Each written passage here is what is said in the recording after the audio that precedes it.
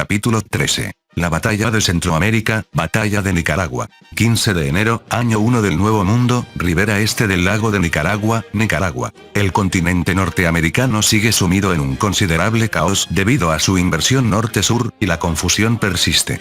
Aunque se le diga a una persona que rote 180 grados el mapa que tiene en la cabeza, es posible temporalmente, pero el poder visualizarlo de forma natural es otra historia.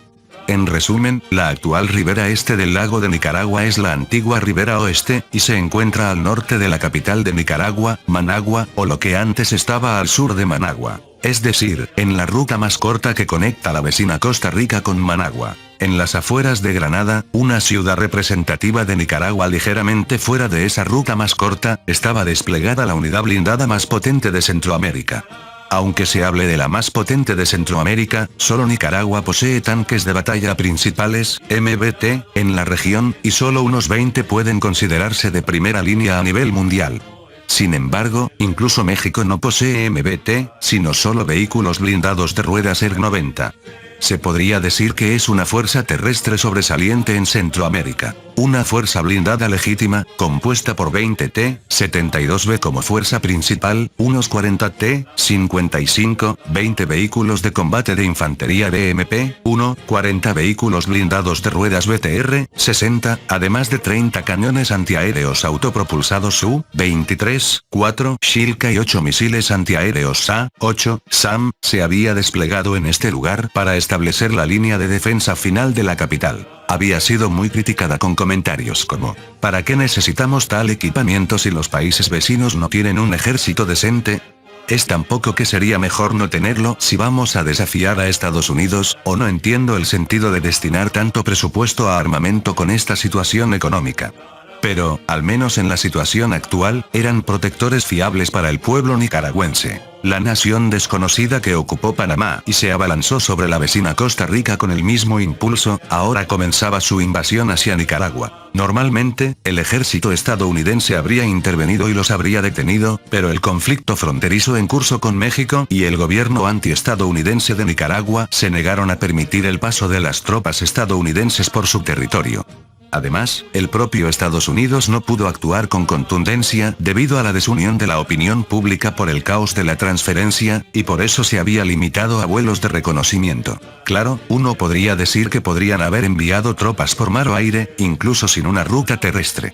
Pero, para Estados Unidos, el riesgo era demasiado alto, ya que un gran número de buques de asalto anfibio y portaaviones estaban desaparecidos junto con Japón, Hawái, Guam, Europa y Oriente Medio. Ese era su pensamiento real. Entonces, Estados Unidos tomó alguna medida cuando se encontró toda su fuerza del Pacífico y se vislumbró su reagrupación. No hizo nada más allá de desplegar una gran cantidad de tropas a lo largo de la frontera con México, lo que provocó que México expresara su descontento. Y cuando finalmente se encontró la fuerza del Pacífico y se preparó para la reunión, Costa Rica ya había caído. Así que, la intención de Estados Unidos era usar a Nicaragua como cebo para recopilar información sobre el enemigo. Como resultado, el espacio aéreo nicaragüense se convirtió en un escaparate de aviones de reconocimiento, con F-35, U-2, E-3, E-8 y RC-135, aprovechando que Nicaragua no tiene una fuerza aérea adecuada. Aún después de usar a Nicaragua como cebo, Estados Unidos no tenía intención de hacer nada a menos que México permitiera el paso por su territorio. Ignorando que Estados Unidos los consideraba un mero reconocimiento de fuerza conveniente, las fuerzas blindadas de Nicaragua ardían en el deseo de defender su patria. La estrategia de las fuerzas nicaragüenses, que no tenían una fuerza aérea adecuada, era simple: dejar la cobertura aérea al SA-8 y el Shilka, y la fuerza blindada cargaría, liderada por los T-72B, con el apoyo de obuses. La preocupación era que el enemigo aparentemente tenía cazas transónicos, por lo que la batalla sería sin duda sin superioridad aérea. No obstante, dado que Nicaragua no posee cazas, la única contramedida dependía totalmente del SA-8 y el Shilka. Informe del puesto de avanzada: 50 tanques andantes enemigos, 30 vehículos de transporte de personal andantes, 250 de infantería estimada, avanzando hacia nuestra posición principal. No se confirma cobertura aérea enemiga. Incluso el ejército nicaragüense, que poseía la fuerza blindada más grande de Centroamérica, era en el fondo el ejército de un país pequeño con unos 10.000 efectivos. Teniendo en cuenta que el enemigo sometió fácilmente a Panamá y Costa Rica, era seguro que estaban superados en número. En el peor de los casos, solo servirían para ganar tiempo para que el gobierno huyera. Todas las unidades, salgan. Despliéguense según el plan preestablecido y ataquen a las fuerzas enemigas. El comandante dio la orden de ataque, plenamente consciente de la situación. Él mismo subió a su T-72B y se dirigió al frente. Es característico de una división blindada de estilo soviético que el comandante de división esté en el frente con su tanque, pero aunque esto tiene un efecto positivo en la moral de la tropa, conlleva el riesgo de romper la cadena de mando y causar confusión, por lo que no es adoptado por los países occidentales. La preocupación del comandante era que el poder de ataque y el blindaje del enemigo eran completamente desconocidos. Dejando de lado el poder de ataque enemigo, si el ataque de ellos no era efectivo, no habría forma de luchar. Finalmente, los 20 T-72B se dispersaron y se desplegaron en un punto de emboscada junto a la carretera principal. Los vehículos de combate de infantería BMP-1 les siguieron. El plan era que los T-55 se desplegaran en la parte frontal de la línea principal como distracción, y cuando el enemigo avanzara distraído por los T-55, atacarlos por los flancos para terminar rápidamente la batalla. Además, misiles antitanque se habían colocado en posiciones de tiro ocultas, formando una zona de aniquilación, kill zone. Se tuvo cuidado de que, incluso si había reconocimiento aéreo, solo se vieran los T-55 desplegados en la carretera y los SA-8 detrás de ellos.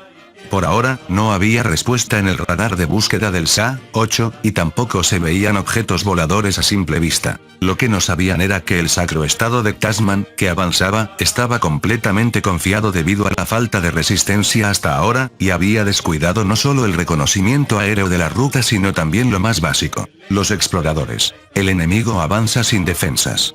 Creen que ya ganaron. Entonces tendremos que darles una lección. Un intercambio, que podría considerarse un cliché entre tanquistas, se llevó a cabo dentro del vehículo, provocando una breve risa. Han caído en la red. Ataquen. 15 de enero, año 1 del Nuevo Mundo, Regimiento de Reconocimiento Blindado de Vanguardia del Sacro Estado de Tasman, Nicaragua. ¡Qué misión tan aburrida! El sacerdote, comandante del regimiento, miró el camino por donde avanzaba su unidad, reprimiendo un bostezo. Hasta ahora, no había habido resistencia real. Solo habían estado avanzando a la cabeza de la columna. Se quejaba internamente. ¡Qué papel tan desventajoso! Si esto no fuera reconocimiento de vanguardia sino una unidad de pacificación, tendría el trabajo de inculcar a fondo las enseñanzas del santo Tasman en las mujeres que capturara a su antojo en las ciudades. Las unidades de pacificación, aunque no tienen éxitos llamativos, reciben una evaluación constante si simplemente cumplen, mientras que las unidades de vanguardia son evaluadas por los éxitos que obtienen. En resumen, no podía siquiera comenzar la carrera por el ascenso sin entrar en combate. Para el sacerdote, solo avanzar con su unidad sin ninguna ventaja era una situación que solo aumentaba su frustración. La unidad de hidroaviones se había ofrecido a hacer reconocimiento aéreo, pero él se había negado. Pensó que, si el enemigo no existía, un ataque de la Fuerza Aérea primero les robaría la oportunidad de obtener un éxito. El obispo, comandante de la división blindada de vanguardia, lo apoyó, aunque no lo dijo abiertamente. Por otro lado, la cara del comandante de la Fuerza de Hidroaviones, al que se le negó la oportunidad de obtener una victoria, estaba distorsionada por los celos. La Fuerza de Hidroaviones no puede avanzar sin una solicitud de las fuerzas terrestres. Esto se debe a que todas las batallas se resuelven finalmente con la intervención de las fuerzas terrestres. Obstáculo y enemigos detectados en la ruta de avance. Una voz provino del comunicador mágico dentro del vehículo. ¿Qué tipo de enemigo? No estoy seguro, pero parecen ser carros de combate equipados con cañones, pero no tienen patas. Con esa información, supuso que serían vehículos de cañón equipados con ruedas. Algo parecido a los cañones que se usaban en la antigüedad. Se parece, pero el cañón parece ser bastante grande. Las armas que se mueven con ruedas son obsoletas en el estado de Tasman desde la aparición de los tanques de patas múltiples, ya que tienen poca capacidad de adaptación al terreno y no son aptas para cañones de gran calibre o blindaje pesado. Carguen contra eso y aplástenlo. Formación de asalto. Entendido. La táctica básica, similar a la de la Tierra, era concentrar los tanques de patas múltiples en la vanguardia, romper la línea con potencia de fuego y blindaje, y luego la infantería en los vehículos de transporte ampliaría la victoria. Sin embargo, debido a la alta capacidad de adaptación al terreno, los tanques de patas múltiples pueden atravesar terrenos que la fuerza enemiga en la tierra no consideraría, por lo que la diferencia en el campo de batalla es que es sorprendentemente difícil utilizar el terreno para evitar ser atacado por la retaguardia. Si hubiera solicitado correctamente exploradores y reconocimiento aéreo, y hubiera encontrado la emboscada, o la fuerza principal, su destino podría haber cambiado. Pero él, que no había logrado ningún éxito hasta ahora y solo se preocupaba por quedarse atrás en la carrera por el ascenso, carecía por completo de esa cautela. Como un perro o un gato que ha encontrado comida, comenzó a correr hacia el enemigo de frente. Pronto, la distancia con el enemigo se redujo, y cuando estuvo dentro del alcance de tiro, el escudo mágico de defensa del tanque de patas múltiples de la vanguardia se iluminó en azul, justo antes de ser alcanzado en el costado del casco y volcar. «Estamos siendo atacados por el flanco», gritó el comandante de otro vehículo que estaba en la vanguardia, girando el casco. «Idiota. Si giras». Antes de que pudiera terminar la frase, el tanque de patas múltiples que acababa de girar fue blanco de una andanada de fuego concentrado del enemigo en el frente. Volcó y dejó de moverse por completo. El ataque enemigo está penetrando tanto los hechizos de defensa como el blindaje. Los primeros 20 vehículos se enfrentarán al frente, y el resto se encargará del enemigo en el flanco mientras protege los vehículos de transporte de personal y se retira. ¿Dónde está el enemigo en el flanco? No puedo ver al enemigo. ¡No! La pata impactada no se mueve. La unidad, que había perdido toda cautela, fue completamente sorprendida y cayó en el caos más absoluto. Cálmense. Los que se salven no lo harán si siguen gritando. El sacerdote gritó, pero la comunicación mágica se encontraba en una situación en la que el caos generaba más caos, y nadie escuchaba. Debido a los efectos perjudiciales de la educación del Estado teocrático, que insistía en encasillar a los soldados y no permitirles salirse del molde, eran muy débiles ante cualquier cosa fuera de lo enseñado. Además, un efecto secundario de este tipo de educación era que no contemplaban la posibilidad de perder. Por lo tanto, mientras ganaban o presionaban, todo iba bien, pero se veían casos de colapso total tan pronto como pasaban a la defensiva, y esta batalla estaba a punto de convertirse en uno de ellos. ¡Maldición! Estos idiotas. ¿Es que no pueden seguir una orden? Todos ustedes serán reeducados cuando volvamos.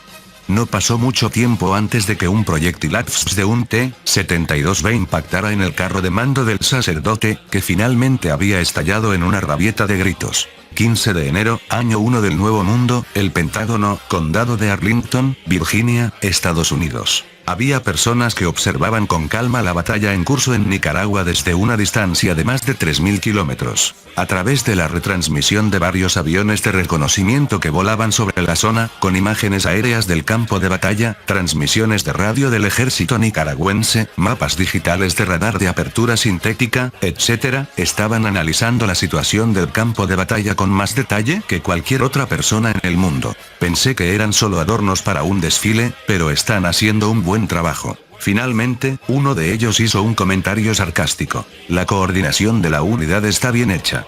El título de la fuerza blindada más fuerte de Centroamérica no era solo un nombre, al fin y al cabo. No hay otras fuerzas blindadas en Centroamérica. Guatemala y Honduras tienen algo, al menos, no son más que tanques ligeros de la antigüedad. Al menos, no hay ningún país, incluyendo México, que posea una fuerza blindada comparable al último modelo del T-72, que sigue siendo de primera línea en la actualidad. Dado que el gobierno era anti-estadounidense y cercano a Rusia, no había un país más adecuado para usar como cebo y obtener información del enemigo. El T-72B parece estar penetrando incluso el frente. Por otro lado, el T-55 no está penetrando ni siquiera el flanco. Parece que solo es posible concentrando el fuego. La barrera azul, similar a un escudo, parece ser penetrada sin problemas tanto por los T-55 como por los T-72. ¿Tiene algún efecto? Analizaron la información sobre las armas desconocidas mientras veían el video transmitido. Bueno, más que analizar, en esta etapa, cada uno estaba comentando lo que notaba, y el análisis detallado lo harían más tarde los analistas y técnicos, revisando las imágenes repetidamente. Pero, si el enemigo no contraataca un poco más, no podremos saber su poder de ataque. El cañón enemigo es corto y, por lo que parece, la velocidad inicial es lenta. ¿No es una amenaza? Mira bien, la tasa de acierto es bastante alta. Varios T-55 han sido destruidos. En cuanto a los T-72, no parecen haber sido destruidos. ¿Será que no han sido atacados o que han logrado neutralizar el ataque? Tendremos que esperar al análisis para saberlo. Teniendo en cuenta que los BMP-1 que están con los T-72 no han sido destruidos, ¿no será que no han sido atacados? El blindaje de un BMP-1 puede ser penetrado incluso con 7,62 milímetros. En general, la impresión de los militares que observaban el video en ese momento era que el tanque principal del ejército de Estados Unidos, el M1A2, probablemente podría dominar incluso en un enfrentamiento frontal. La barrera detuvo el ataque. ¿Qué? El cuarto vehículo desde la izquierda detuvo un misil antitanque con la barrera, o más bien, lo detonó. ¿Es algo parecido a un sistema de defensa activa? Podría ser algo como un blindaje de rejilla, Slat Armor. Por eso no funciona contra proyectiles perforantes. Sería bueno hacer una investigación en el sitio, pero es demasiado difícil. El ejército de Estados Unidos siempre es insaciable en la recopilación de información sobre armas desconocidas o nuevas. La razón por la que se dice que el ejército de Estados Unidos es el más fuerte del mundo se debe, en gran parte, a su capacidad de recopilación de información e investigación y desarrollo. El curso de la batalla estaba decidido. Era un atropello unilateral por parte del ejército nicaragüense, que había tenido éxito en la emboscada. Sin embargo, los rostros de los militares que miraban la pantalla eran uniformemente severos. Esto se debía a que sabían que esta victoria no contribuiría al curso de la guerra.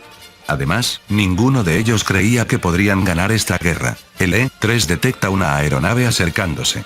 Sin respuesta un sonido de decepción resonó en la sala. El SAM y los cañones antiaéreos, ¿hasta dónde aguantarán?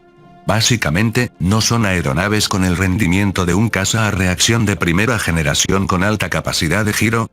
¿No les irá sorprendentemente bien solo con el SAM? Pero, si la aeronave también tiene esa barrera, será problemático. Poco después, una aeronave de aspecto tosco, desde la perspectiva terrestre, se acercó al campo de batalla. Parece un barril de cerveza. Su fuselaje rechoncho recordaba al J-29 de Saab, pero era aún más gordo y las alas eran mínimas. Aerodinámicamente es imposible, así que está volando con algo mágico. Lo observaban con una expresión de total incomprensión, pero al mismo tiempo se podía leer en sus rostros. Quiero capturarlo. También aquí, el ejército nicaragüense tomó la iniciativa. Probablemente habían detectado el acercamiento con el radar de búsqueda del SA-8. Se lanzaron 16 misiles antiaéreos contra los 8 enemigos que se acercaban. A ver qué pasa. Todos observaron el desarrollo conteniendo la respiración. 3 derribados. La voz inexpresiva del operador resonó en la sala. La barrera se activó. Los que cayeron fueron los que recibieron 2 impactos. No, algunos detuvieron los 2 impactos con la barrera. Parece que si la diferencia de tiempo entre los impactos es corta, no pueden defenderse del segundo y este impacta en el cuerpo principal. La sala se animó de nuevo con el murmullo. Aeronave desconocida atacando. Estaba disparando ráfagas de proyectiles luminosos que brillaban en azul pálido. Parecen cohetes. Alguien susurró, y efectivamente, los proyectiles luminosos disparados en ráfaga provocaron explosiones al impactar. ¿La potencia es similar a la del Hydra 70? La magnitud de la explosión es similar.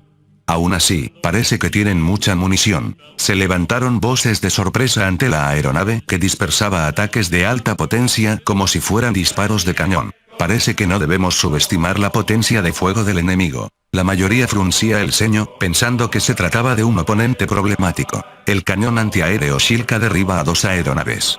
La barrera se activó, pero no pareció tener efecto. ¿Es débil a los impactos múltiples? No, si asumimos que es lo mismo que el equipo de los tanques andantes, ¿no será que no tiene efecto contra proyectiles con una velocidad constante o superior? Si ese es el caso, entonces el cañón automático es efectivo, pero no tenemos cañones antiaéreos. El equipo del ejército de Estados Unidos, que se basa fundamentalmente en tener cobertura aérea de la Fuerza Aérea, carece de equipo antiaéreo. Solo tienen 2 opciones. El Avenger, que es un SAM portátil montado en un vehículo, o el Patriot, que también sirve para la defensa contra misiles balísticos. Solo queda intensificar la cobertura aérea como de costumbre. Pero, ¿está bien atacar con cañones automáticos o impactar con 2 misiles antiaéreos en un intervalo de tiempo muy corto? A juzgar por los combates enemigos hasta ahora, el combate visual era lo principal, y no parecían haber notado al E-3, E-8 que monitoreaban el campo de batalla desde lejos, o al F-35 y U-2 que observaban desde gran altura. Por lo tanto, la Fuerza Aérea también querría evitar el combate con camiones automáticos, sacrificando la abrumadora ventaja del combate fuera del alcance visual. En cualquier caso, el resto depende de si los de arriba pueden convencer a México. Personalmente, no quiero pensar en enfrentarme al enemigo en Texas o California. Si cae la Ciudad de México, podremos actuar libremente. No digas esas cosas a la ligera. Considerando la velocidad de despliegue del enemigo, el alto mando del ejército de Estados Unidos asumía que, si México solicitaba ayuda a Estados Unidos en esta etapa, podrían moverse bajo el supuesto de defender la Ciudad de México. En cualquier caso, rindamos homenaje a los valientes soldados nicaragüenses que nos proporcionaron información valiosa. Mientras decía esto, la información de radar del E-3 que miró mostraba 12 aeronaves de nacionalidad desconocida acercándose como refuerzos. Fin del capítulo 13. El link a la historia del autor estará en la descripción.